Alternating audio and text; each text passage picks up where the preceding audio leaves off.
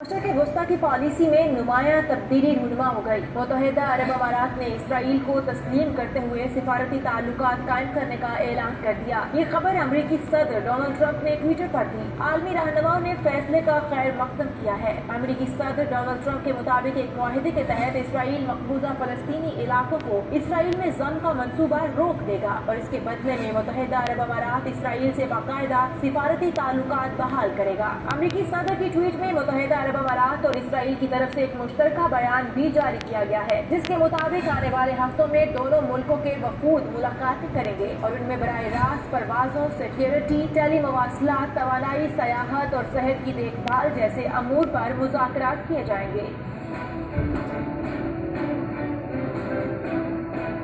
صدر ٹرمپ نے اسرائیل اور متحدہ عرب امارات کو امریکہ کا عظیم دوست قرار دیتے ہوئے تاریخی امن معاہدے کو ایک بڑا بریک تھرو قرار دیا۔ عرب ممالک میں سے اب تک صرف اردن اور مصر ہی وہ دو ممالک تھے جنہوں نے اسرائیل کو باقاعدہ تسلیم کرتے ہوئے اس کے ساتھ باضابطہ تعلقات استوار کر رکھے ہیں۔